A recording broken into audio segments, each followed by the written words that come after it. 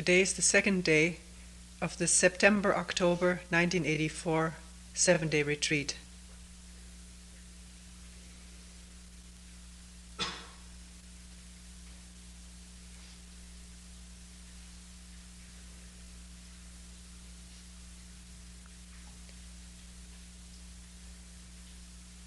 Just a few words if one is late for a sitting.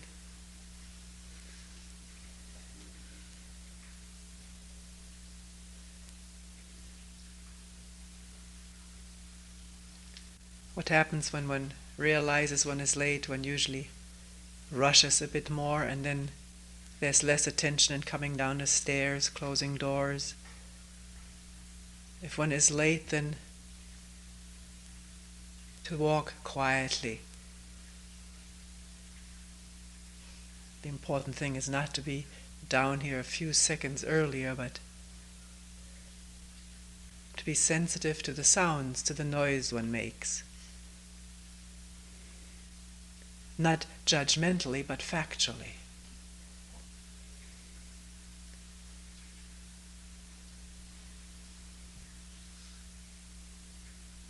And it's a good opportunity to watch rush in action and see whether the watching, the attention, can slow down rushiness just by watching it.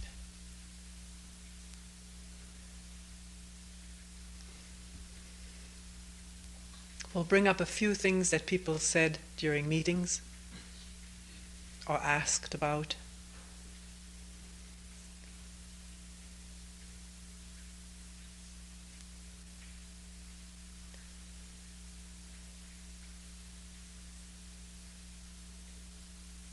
I hope people don't feel that an indiscretion is committed by saying this. I'm usually unable to quote verbally what somebody said anyways, and it is not any personal thing that is of interest ever, but what generally applies to the way we live and think and act.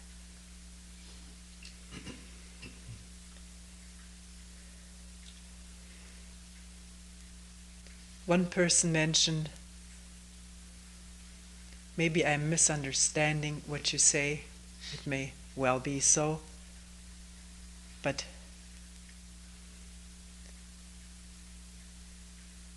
in living my daily life, there's so much attachment. And the feeling always is that you feel there shouldn't be any attachment. I shouldn't be attached any longer.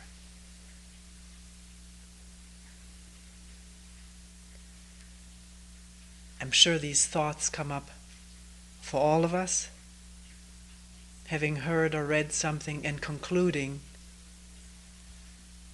I shouldn't do that.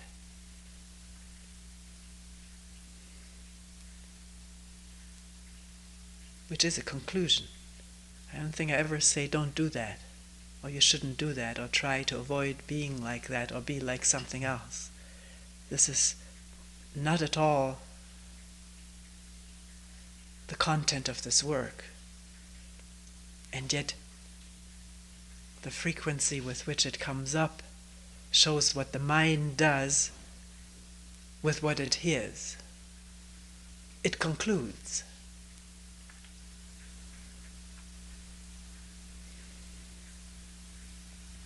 And then tries to apply the conclusion, with the result that there's conflict in one's life. When one observes attachment, and the thought that there shouldn't be attachment brings confusion and conflict, frustration, or anger at oneself or at the person who makes such impossible demands.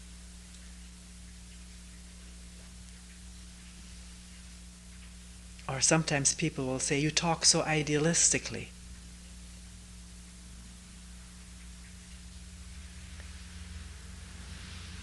Which in that case means what I hear I make into an idea of what my life should be like, but it isn't like that. So then either I ignore what is said or I'm in trouble.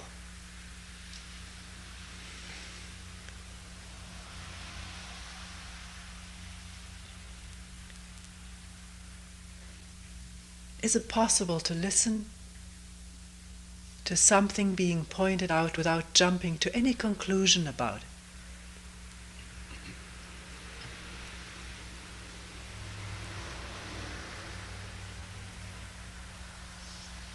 Maybe there is talk about attachment, how it arises, how it manifests itself, the consequences of it.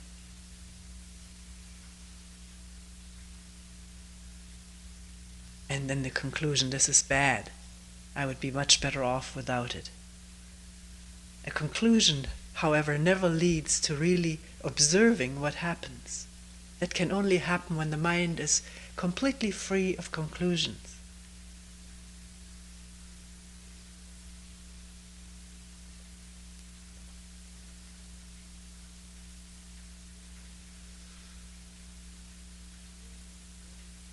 In observing together attachment, which we can do in a moment, and in looking, one may find, no, it isn't so, it's different, and then bring it up, and we'll look at it again. Maybe it wasn't well expressed, maybe I didn't see something. So we can look at it without reaching any conclusion. So the mind is always flexible and free and open, and not caught in conflict or antagonism.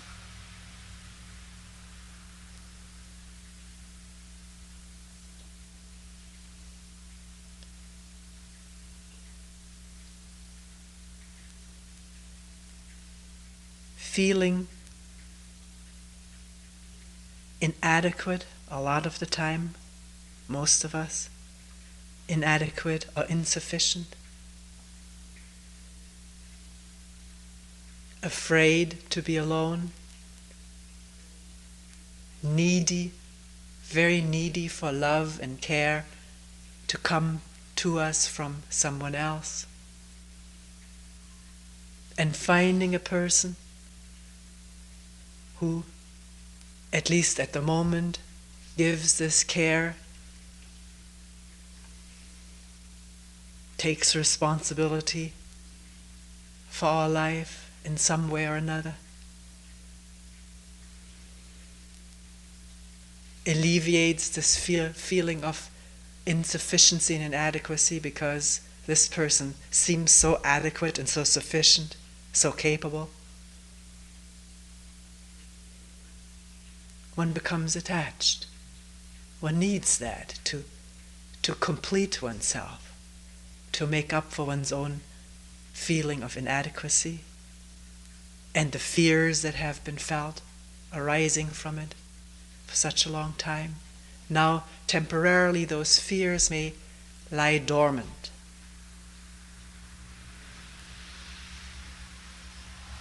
And yet, with the attachment to this person, we're just taking it as a person right now, one can be attached to other things than people.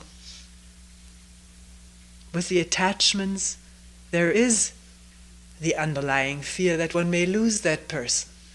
That person may leave one or die or get ill or become more interested in something else or somebody else. And immediately the old fears and feelings of inadequacy surface. And new feelings of jealousy,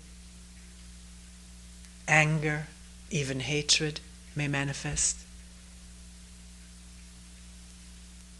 for being left or not being the only important one in that other person's life. All this can be observed by oneself in one's daily life. If one is free to observe, if one has no conclusions about oneself or others, but a keen interest in an understanding of life as it is lived from moment to moment.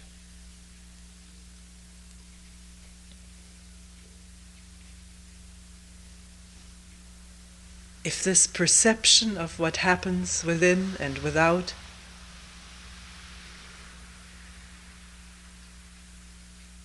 is free of fear of what is seen. It is a neutral, objective, impartial perception.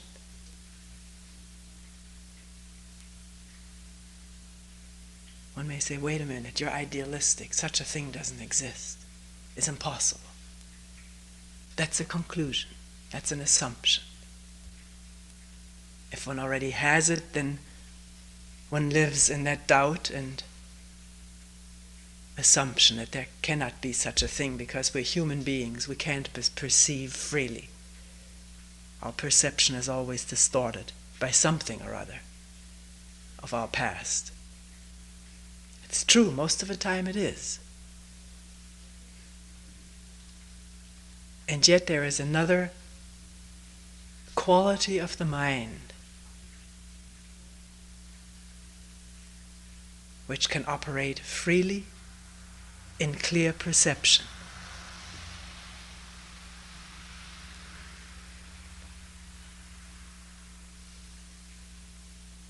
How to get it, how to come upon it,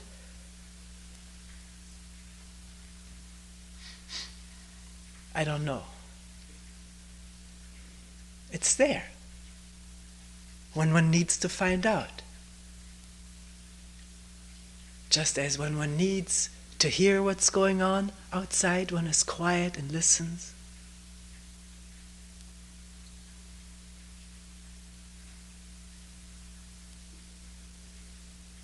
If one says, I already know what it is, it's the rain. I was out a half an hour ago, it's raining. Then one doesn't listen. Then one is stuck in knowledge. But it may have changed. It may not be raining. This may be something else. One has to find out. Not just listen, go outside, stand under the trees and under the open sky. Maybe it's just dripping from the trees.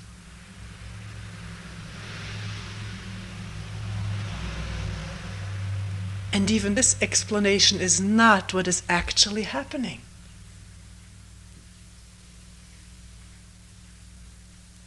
And each one of us is free to find that out. If we have the energy to do it, if we have the urgency, the yearning to do it.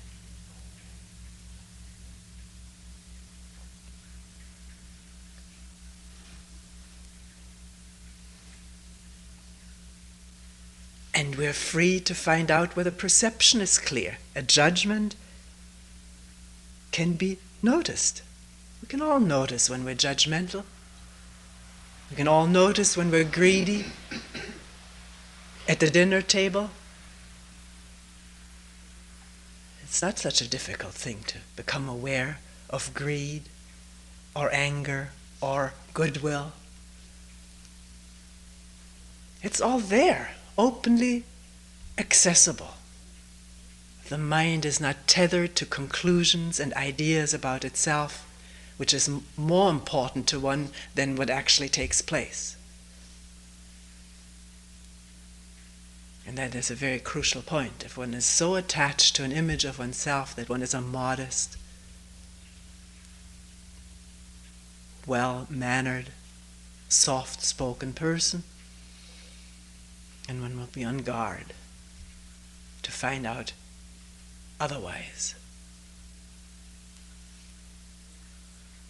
But if one observes also the image, its impact, one's constant constraint to live up to it, the frustration of it, which explodes every once in a while, and then one has to make up the image all over. One has to tell people, I am not really so, I'm sorry, this was just an exception, I was so tired, you know.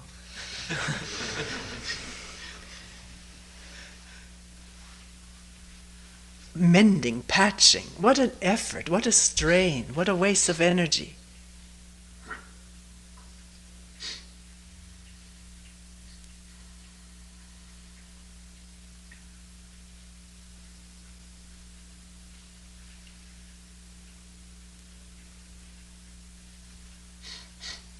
is it possible not to put oneself into any category of characteristics? I'm this, I'm that, by nature, by inheritance, I'm this way. Leave that all open.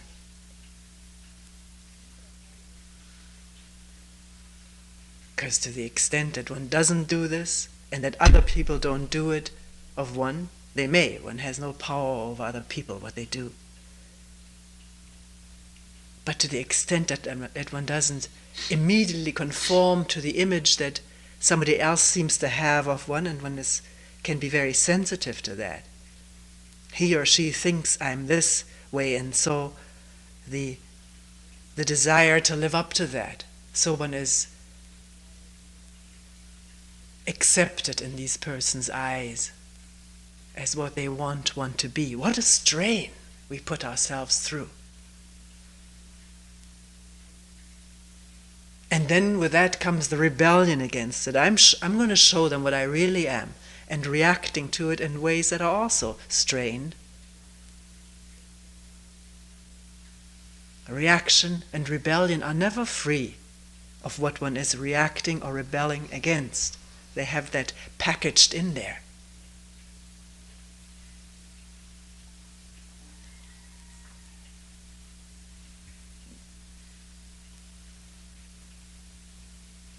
So if there comes into being by an earnest, serious interest in how one lives, how one talks, behaves, and acts in interrelationship in front of people, behind their backs, it's an important part of our actions, what we say behind people's backs,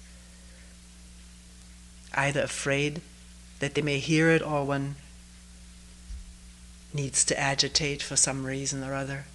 It gives one some kind of a strength and weakness. If this all comes under impartial scrutiny of this perception,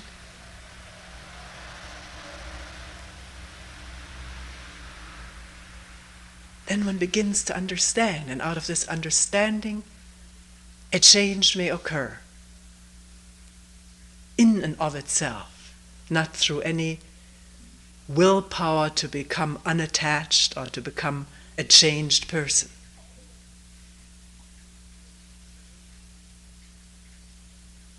Any willpower coming out of an idea of how one should be is in the same pot.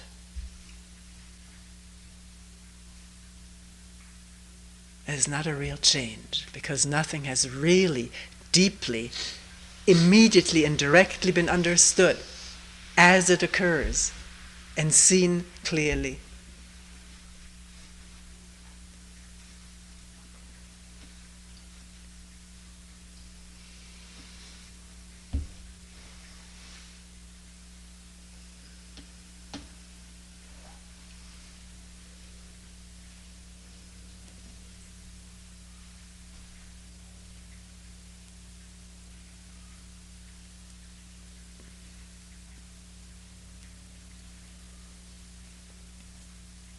One person said, in a recent retreat, there was a profound experience, not while sitting on the mat, but being someplace different, another place.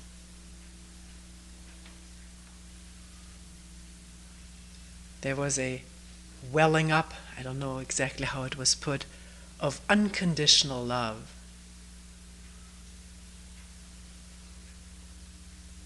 And this unconditional was emphasized and stressed by this person. It had no ties to it, no object to it. It was unconditional.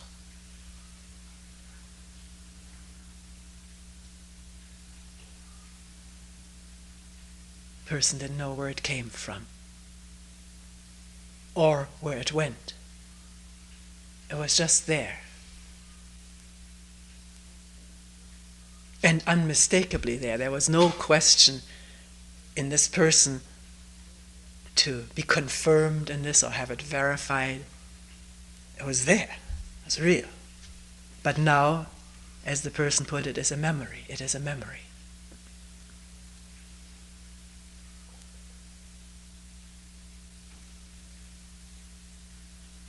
to which the mind returns quite frequently.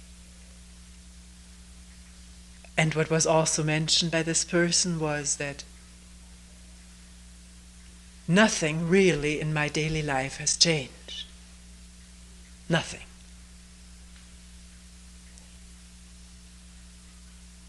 Still the same habits, routines, the same blockages, same pain. And wondering why this was so, why such a strong experience had no impact on daily life.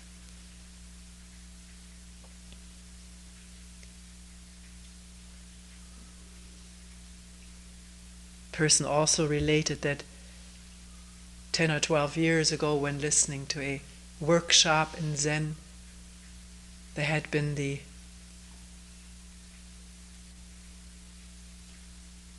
statement made that if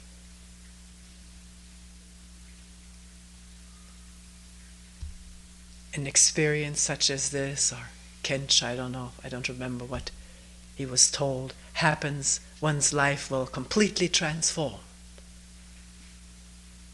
And apparently this thought was lingering strongly in the mind. Something will happen, and that something that will happen will transform my life. And why hasn't it happened?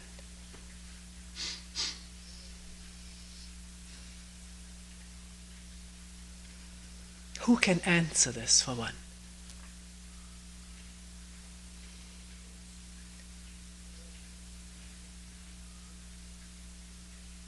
One has already believed once in somebody who has made a statement,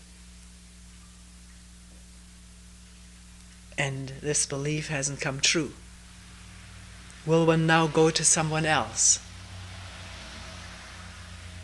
or the same person, asking for guidance, for what to do so that maybe another experience will transform one's life? Asking for a technique, a method, some system to follow.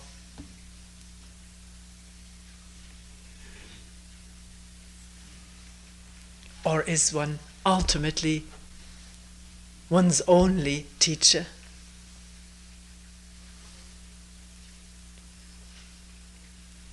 Not repeating to oneself what one has learned and picked up or read, but watching, perceiving what it is about these habits, these ruts and blockages. They are observable if one knocks with a questioning mind and no conclusions about it. Psychological, psychoanalytical, or whatever explanations one may have, to put those all aside and watch a blockage in anger or a blockage in pain. Not just become one with it, but watch that process too. And as we were doing that, it became clear that there is in itself an attachment. One is attached to one's blockages. They can become the content of one's daily life. One has learned to live and love them. I don't mean this sarcastically. And this person didn't mean it sarcastically either. It was a factual discovery.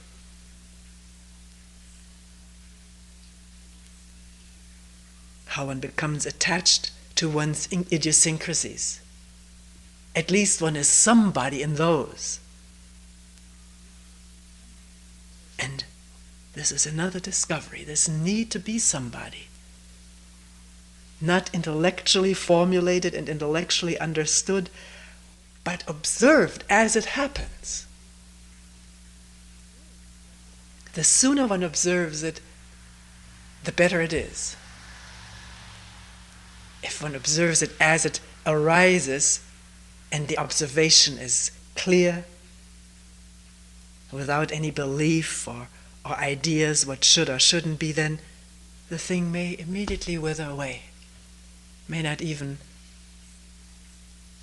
spread out all over the place. If one comes to after the whole thing has happened, then it has happened. Where is one now? Full of regret or cynicism about this whole work? Or can one see the regret and cynicism directly?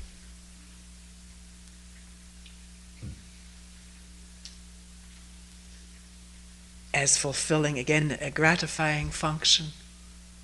It does something for one. One is sort of in a feeling of superiority if one can cynically put something down. Or it still gives one a platform, an existence. And how is that seen? As critically or factually, as it is? The perception being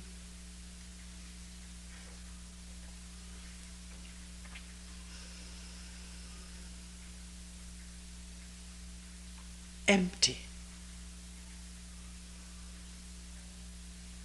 and therefore completely embracing and yet not part of this whole thing that is being observed.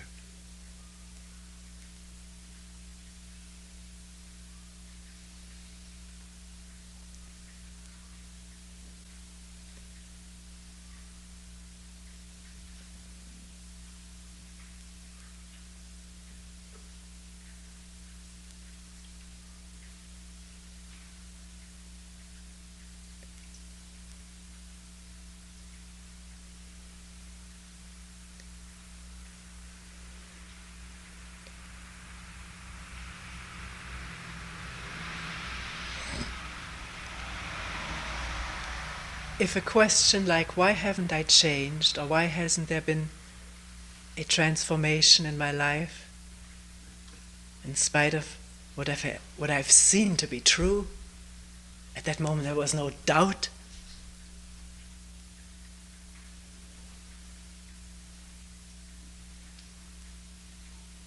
Why is there this persistence in habits?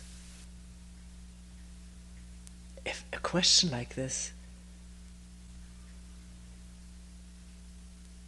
is not a question of despair, but of interest,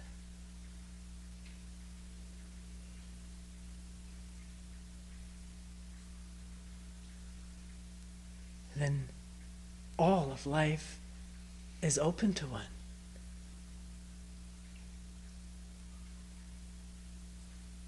The language is dualistic. There is openness to what is happening without taking it all so personal. My life.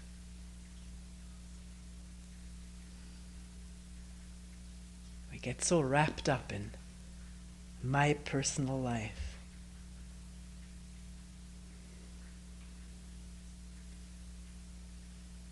I'm not saying one shouldn't, this is wrong, but to see that. And how narrow it is and how confining. Either bringing elation and good feelings or disgust, disappointment, despair.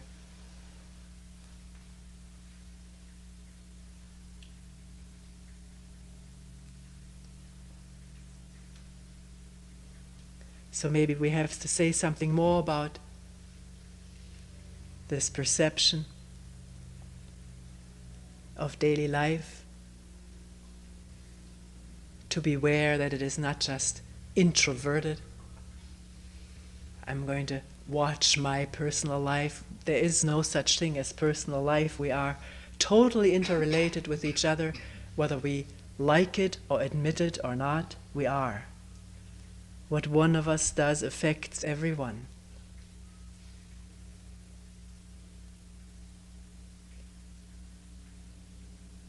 And the way we relate with each other affects everyone.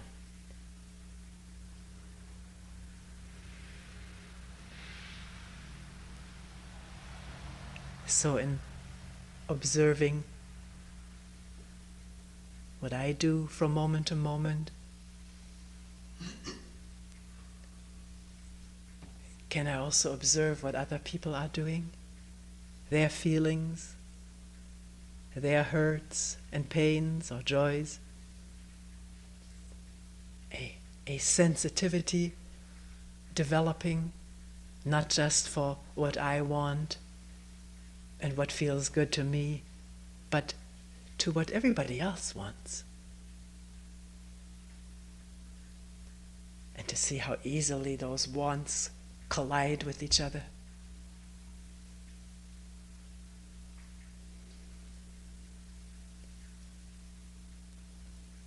And how easily a collision is avoided or finished if I can drop my wants.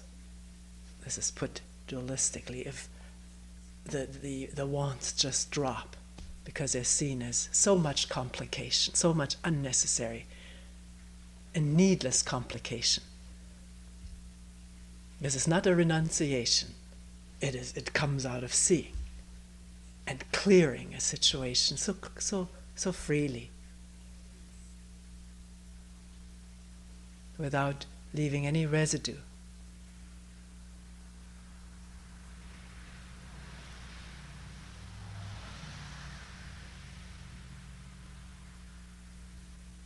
This is not putting forth an ideal of what one should do. It's always a question, can it happen? And then to experiment with it, to look.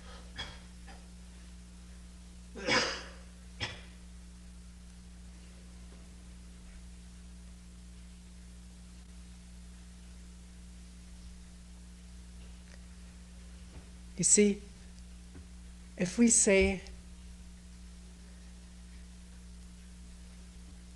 the same blockages occur time and time again, or I get into the same groove of, let's say, anger.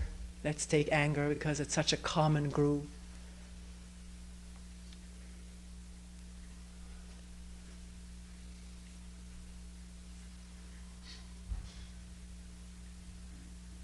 Has one ever observed anger? You've heard me say that, but has it ever happened? Has one done it? Observed anger as it comes up and unfolds, and observe it so freely and completely that it does not grow roots throughout the mind. We do explode at times for many reasons. Being overworked or tired is one of the reasons. There are other reasons. Don't want anybody to step on our toe or get in our way or not acknowledge it. We can observe all of this, why we get angry. And we get angry for pretty much the same reason that the others get angry. Our anger is not an individual matter. It's a common affair. Exploding here and there and there and there, but it's nothing individual.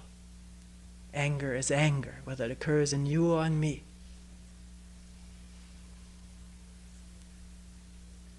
What is important is, does it then sort of grow roots and drop seeds in the mind, residues?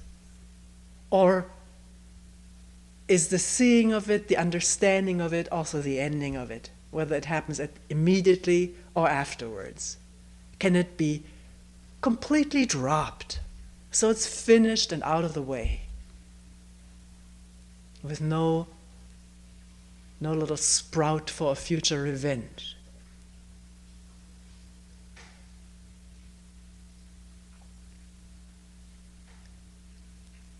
If this can happen, the mind has already renewed itself.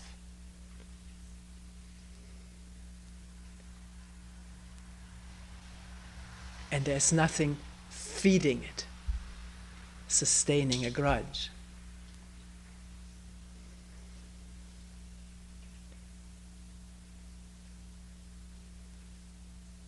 Whereas if this renewal, if this dropping does not take place, one becomes so constipated, with all of the residues of one's grudges and angers and resentments and jealousies and envies.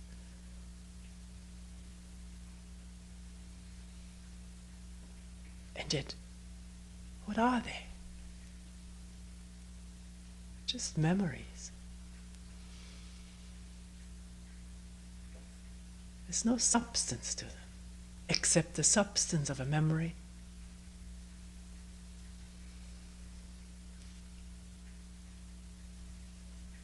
And that dominates one's life? How weird.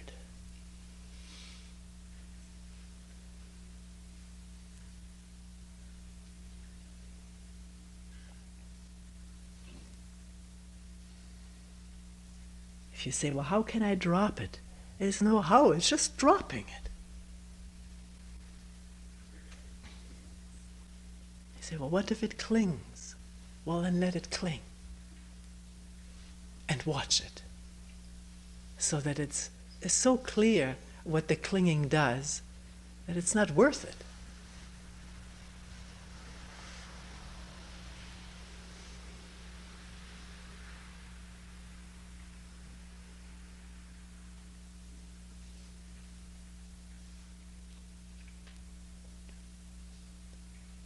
There is a dialogue recorded,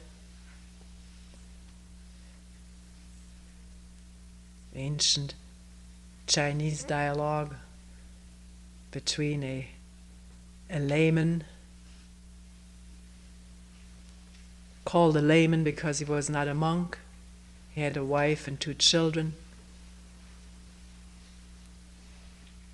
Was traveling around the country with a cart and basketware that he sold to support himself and his family. His family he wasn't supporting them, they were all participating in this activity of basket making and selling them. And he visited Zen monks and teachers and had some interviews with them. One time he came to Basso and he asked, Who is it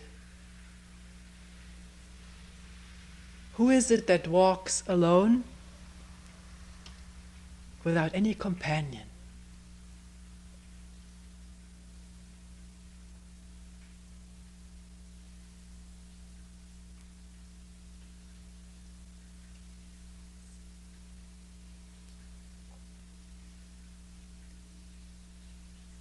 And Basso replied,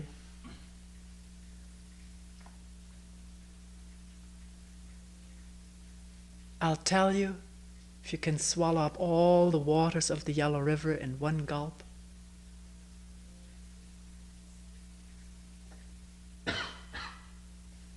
And this layman said, I've already swallowed up all the waters of the Yellow River in one gulp.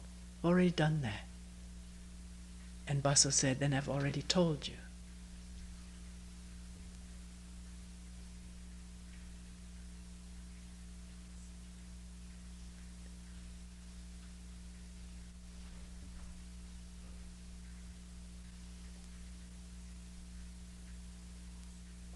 This walking alone without any companion,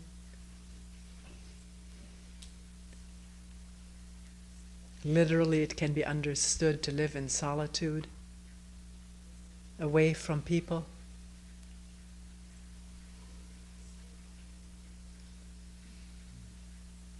Unmarried or unmated. In this case, it wasn't the case. He had a wife and children. But there's a much deeper meaning to walking alone than being away from people. Because one can be away from people and not be alone at all. On very close quarters with lots of ideas. about oneself and people and the right life and the wrong life.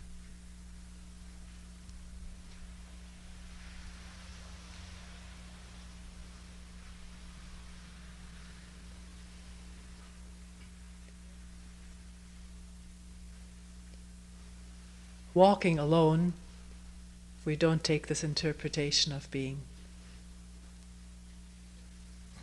a hermit, means not walking according to any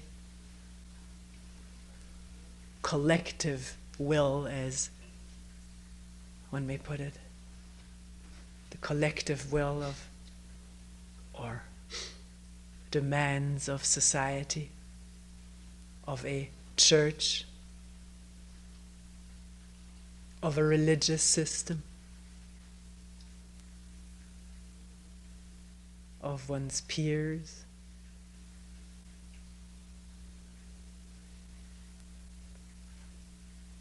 of a system of morals.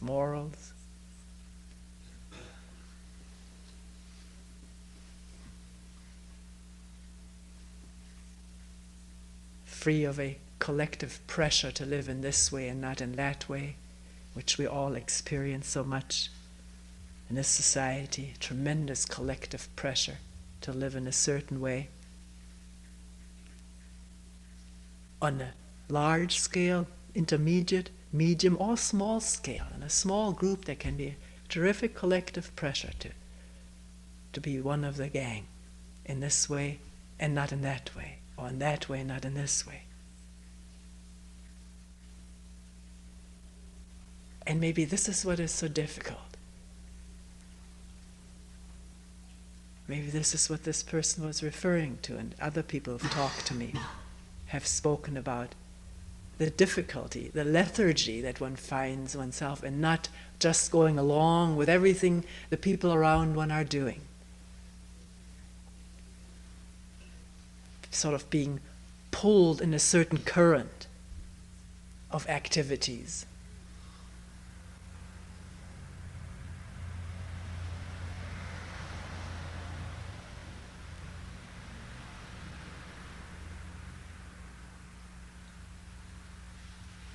If one lives in a Zen community in which sitting is the rule and the accepted and required or right thing to do, one is in this current of sitting. If one lives in a community that does not sit, not sitting is the current of activity, or not just not sitting, but doing other things.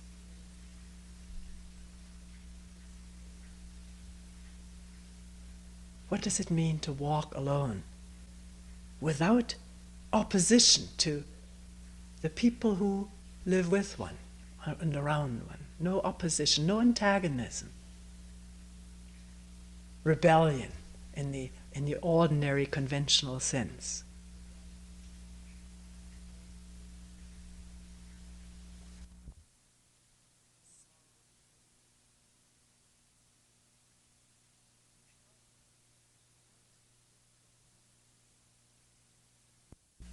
Not meaning no friends,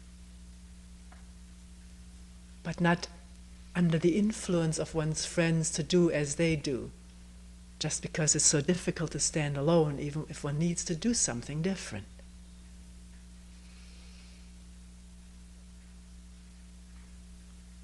Or, as we mentioned before, if one looks at this thing that one needs to be different, it may not be so important and one can drop it.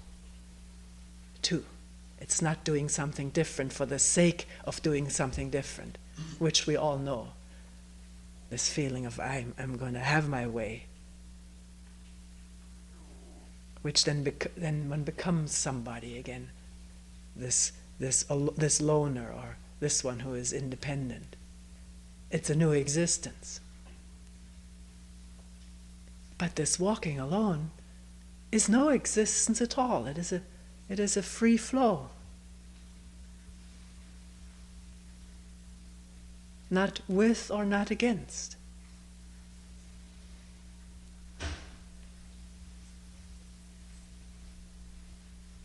It has to do with this clarity of perception,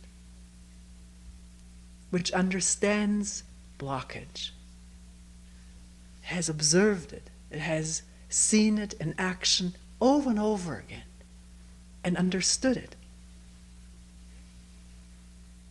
and is not under its control.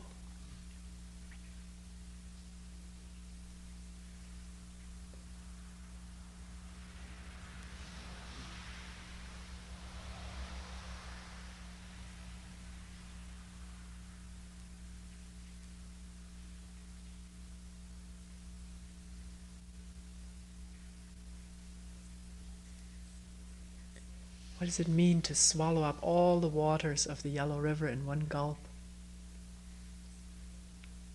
Yellow River, we're told, was an enormous river flowing through China. On its banks, civilizations growing up and still growing.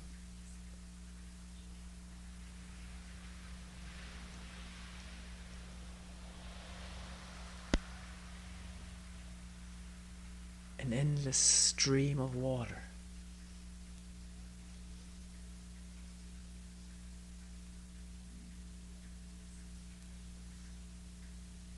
This endless stream of our minds, which are forever streaming with thoughts and ideas and intentions, plans, hopes, fears.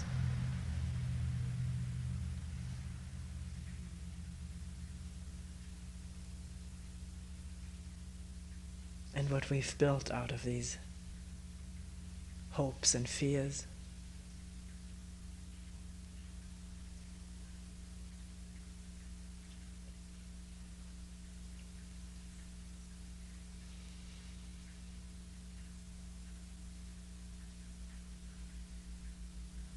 To which we're now attached. Beliefs, superstitions.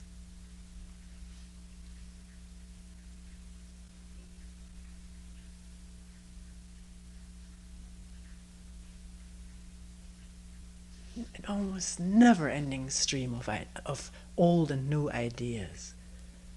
What is right and wrong? What should happen or shouldn't happen? And what may be permanent and eternal and beyond this life, all one enormous stream. Human minds have fed into it since time immemorial. And we're still all participating in it, contributing to it, living in it.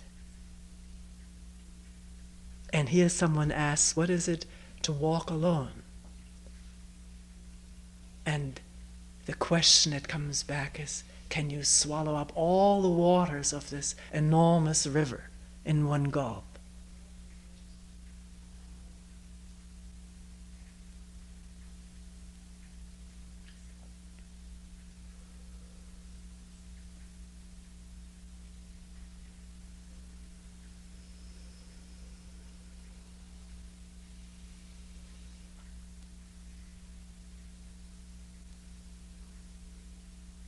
Listen.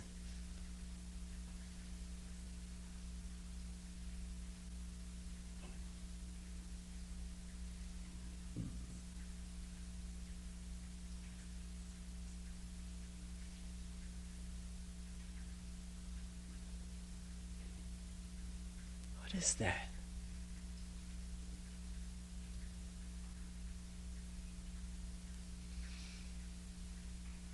And I really don't know.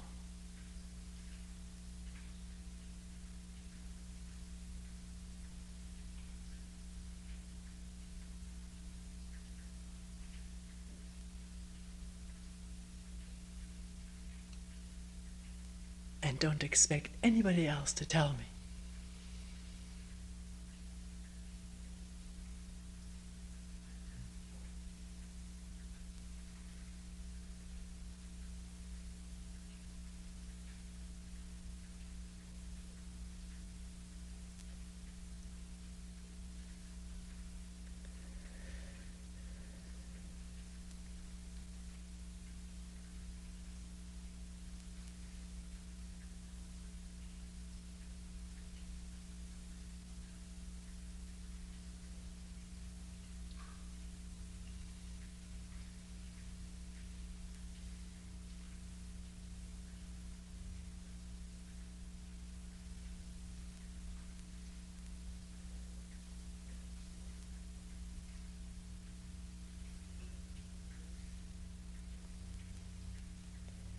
We will end here for today.